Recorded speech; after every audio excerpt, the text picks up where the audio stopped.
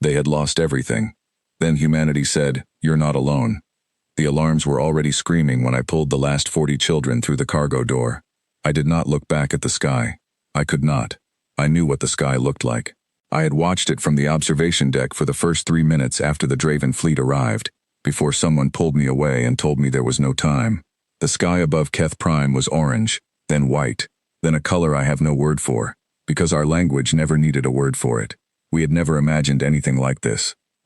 My name is Vel-Sarath. I am a Keth elder, and I am one of 411 people who are all that remain of a civilization that once stretched across 3 star systems, built its first city over 9,000 years ago, and wrote poetry in a language so complex that even our own children needed 12 years to read it properly. The Draven did not hate us. That is the part that still makes my chest feel hollow when I think about it. They did not despise our culture or fear our strength. They looked at our worlds and saw minerals. They looked at us and saw an inconvenience.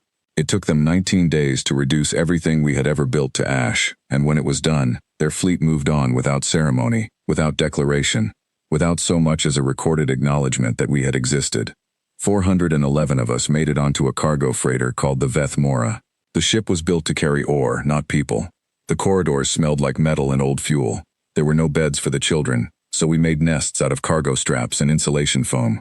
We had enough food for 4 months if we were careful. We had no destination, because there was nowhere to go.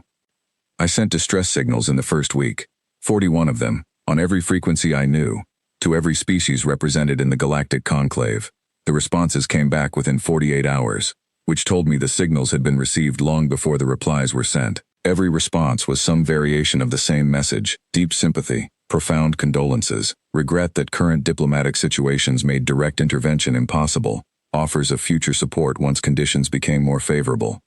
One species sent us flowers, actual flowers, loaded onto a small automated drone.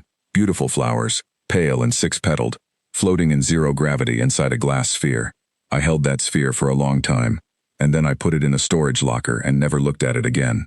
By the 3rd month, 2 of our eldest had died. Not from illness, not from injury. They simply stopped eating. And when we tried to encourage them, they looked at us with eyes that had already gone somewhere else. We held ceremonies for them with the lights dimmed low, because it felt wrong to mourn in bright light when everything was already this dark. The children were the hardest part. They asked questions I could not answer. They wanted to know when we would arrive somewhere. They wanted to know if their friends were coming. One small girl named Weth kept asking about her cat, a gray animal she had left behind when we ran. I told her the cat had gone ahead and was waiting. I do not know if that was a kindness or a cruelty. We had been drifting for 432 days when the hail came in. It was not a conclave frequency. It was not anything I recognized. It was clumsy, broad spectrum, almost embarrassingly loud, the kind of signal you send when you are not sure if anyone is listening and you want to make absolutely certain they can hear you. The translation software struggled with it for nearly a minute before it resolved into something close to our language. "Hello, we are the human vessel Galloway. We see your ship. We see you are stopped. We are coming to you. Please do not be alarmed. We are not coming to cause harm." I sat in the communications chair and stared at the message for a long time. Humans. I knew of them the way you know of a distant cousin you have never met. A young species, barely 2 centuries into faster-than-light travel, still figuring out how to conduct themselves in the larger galaxy. They had a seat in the conclave but were not taken especially seriously. Too emotional, the older species said. Too unpredictable. Too loud. The Galloway was a mid-sized exploration vessel, worn around the edges with a slightly asymmetrical hull that suggested it had been repaired more than once by people working with whatever was available. It pulled alongside the Veth Mora and matched our drift exactly, which was a more precise piece of flying than I had expected. The commander's face appeared on my screen. She was a woman somewhere in her middle years, with close-cut hair and dark eyes that were already scanning everything behind me with calm, quick attention. Her name, she told me, was Nora Osei. She did not offer condolences. She did not mention the conclave or diplomatic complications. Her first words after she introduced herself were these: "What do you need right now?" I did not know what to say. Nobody had asked me that. Not once in 432 days had anyone asked me that specific question. I opened my mouth and the first thing that came out was not a strategic request or a diplomatic statement. I said, "The children have not had fresh food in 2 months." Nora Osei nodded once. She turned to someone off screen and said, "Get the kitchen bay loaded. Everything we can spare, and then some things we probably shouldn't spare. Go." Then she turned back to me. We're docking in 20 minutes. My crew will come aboard. Is there anything we should know before we do? Any medical situations? Any environmental sensitivities? I told her about Keth respiratory preferences, about our sensitivity to certain light wavelengths, about 3 of our people who needed medications we had nearly run out of. She wrote everything down by hand, on actual paper, with an actual pen, which struck me as an extraordinary thing to do. She tore the sheet off and handed it to someone. Match it as close as we can. If we don't have it, synthesize it. If we can't synthesize it, call the Copeland and ask them to meet us. The docking happened fast. The humans who came through the airlock were a mixed group, a dozen of them, carrying cases and crates and bags. One of them, a young man with a shaved head and grease-stained hands who introduced himself as Pete Adler, went directly to our life support console without being asked, opened it up, and started working. I asked him what he was doing. He said our secondary oxygen recycler was running at 60%, and if it dropped below 50, we were going to have a quiet emergency, and he had spotted it from the Galloway's scan data on the way in. He worked for the next 31 hours without sleeping. I know this because I did not sleep either, and every time I walked past that corridor, he was there, humming something under his breath, passing tools to a young woman named Cass Merrill who had appointed herself his assistant sometime around hour 8. Nora Osei found me sitting in the observation bay around midnight ship time, looking at nothing. She sat down next to me without asking if she could. She had 2 cups of something hot, and she handed me one. I did not ask what it was. It was warm, and that was enough. How many were you? She asked. Before? The word tasted like stone. Billions, across 3 worlds. She was quiet for a while. Then she said, I'm sorry. I know that's not a useful thing to say, but I am.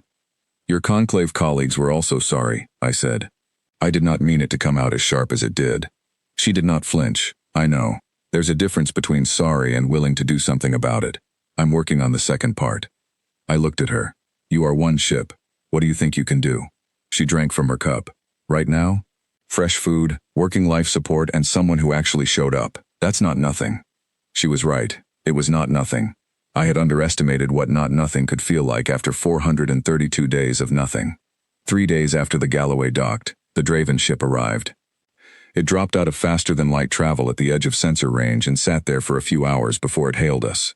A Draven communication officer appeared on screen, his face carrying the particular expression they used for matters they considered already settled. He addressed Nora Osei directly. He told her that the Keth situation had been formally processed as a closed matter under hegemony jurisdiction, and that human involvement was not appropriate at this time. He recommended the Galloway return to its charted course. I watched Nora Osei's face during this message. I watched very carefully. She did not look afraid. She did not look angry. She looked, if anything, like someone who had been expecting this and had already decided what to do about it. She waited until the communication officer had fully finished speaking. Then she said, "Thank you for reaching out. I want to make sure I understand your position correctly. You're asking us to leave these people?" The officer confirmed that this was the situation. "Yes." "Understood," she said. Then she switched to an internal channel and said, "Lena, I need you to send our full sensor logs, coordinate data, and a complete transcript of this conversation to every human colony relay in range, the Conclave Public Record Channel, and the personal diplomatic addresses we have on file. Send it right now, please. Flag it as an active situation." She switched back to the Draven channel. "I've just distributed everything we have about this situation to a fairly wide audience. I want you to know that, because I think it's relevant context for whatever you decide to do next. This conversation is now being observed. These people are being observed. What happens to them is on the record." The Draven officer's expression shifted slightly. It was a small shift, but I had spent 9,000 years of civilization learning to read small shifts. "You are one vessel," the officer said. "Yes," Nora Osei agreed pleasantly. "But the thing about humans is that we tend to have opinions about things like this, and we tend to share those opinions, and we tend to get a little persistent when we feel strongly. I genuinely do not know how this ends for either of us if you push this. I think that uncertainty is worth considering." There was a pause, a long one. The Draven ship withdrew to a greater distance and went quiet. It did not leave, but it did not advance. And in the communication logs that Nora's crew had now distributed across half the known galaxy, the whole exchange was sitting in the open, in front of everyone. That night I sat with Nora again. I had started to seek out these quiet conversations. I was not sure when that had begun. I asked her the question I had been turning over for days. I asked her why. Not why in general, the large philosophical version, but the specific, practical version. Why risk her crew? Why plant her ship between us and the hegemony? What did the Keth mean to humanity? What could we possibly offer in return? She looked at me with something I could not immediately name, not pity, not performance, something quieter than both. My grandmother's grandmother was taken from her home in a place called Ghana, she said. She was put on a ship she didn't choose, taken to a place she'd never heard of, and treated as though she was not a person. For a long time, the rest of the world looked away. Some people were sorry. Some people said diplomatic conditions made direct intervention complicated. I held that silence. I don't get to look away, she said. It's not a rule somebody gave me. It's just who I am because of who came before me. And I think if you go far enough back in any human's history, there's a moment where someone should have shown up and didn't. We remember that. Not all of us, not all the time, but enough of us, enough of the time. She looked at her hands. You asked what the Keth mean to humanity. You don't mean anything strategically. You're not valuable in the way the Conclave thinks about value. You're 411 people on a broken ship who have lost everything. That's exactly what you mean to me. That's why. I had not cried since the day Keth Prime died. I had been telling myself there was no time, that there were too many people depending on my steadiness, that grief was a thing I would address when there was space for it. There was never space. I had stopped believing space would come. Something happened to my face that I had no control over. Nora Osei did not say anything. She did not move away. She simply stayed. That was the thing about humans I was beginning to understand. They stayed. In the weeks that followed, the distributed logs did their work. Human news networks, which apparently ran all hours and needed content, discovered the story and cared about it with a loudness and consistency that surprised everyone, including, I think, many humans. Other species began to watch. The Conclave, which had been planning to file the Keth matter away permanently, found itself fielding questions it had not expected. Human colony representatives convened a special session.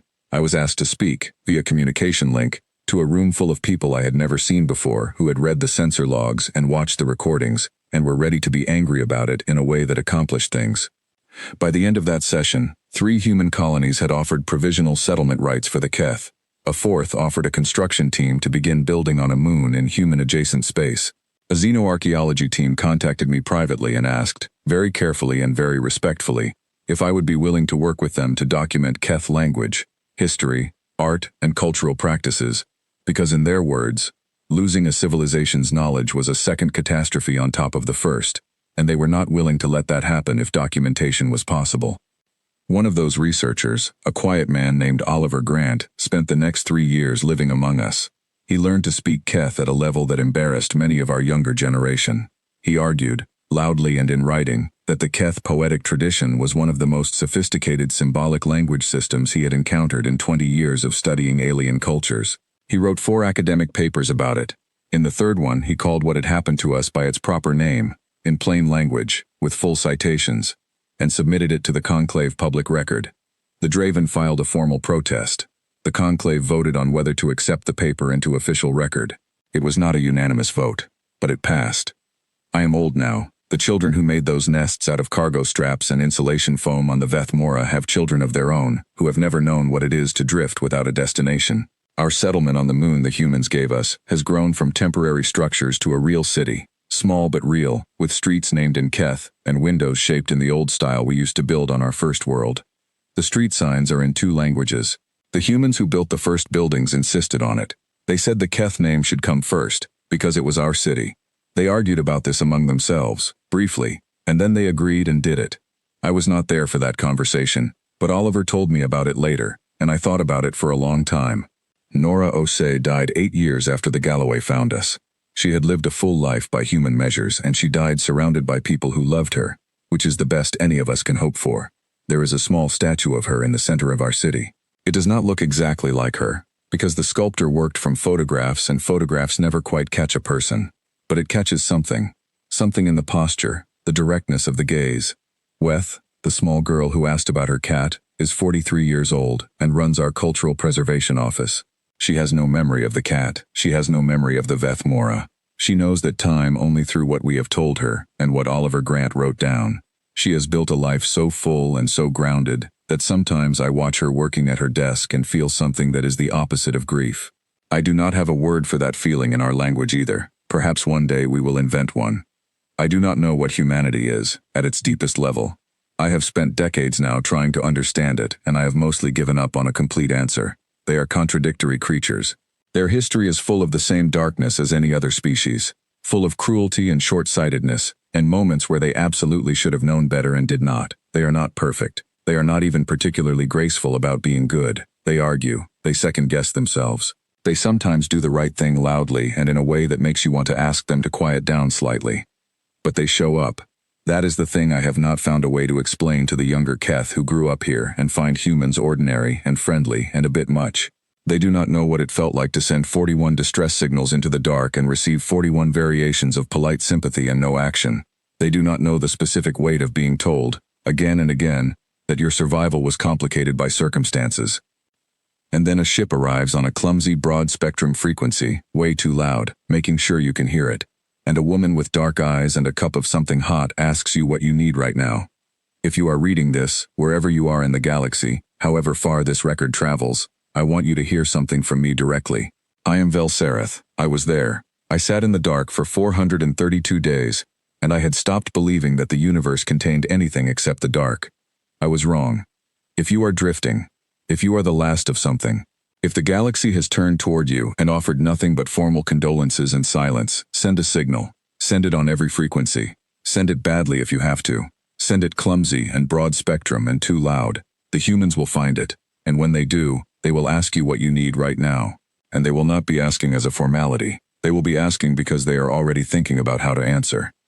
They gave us back the thing I did not know we had lost until it returned.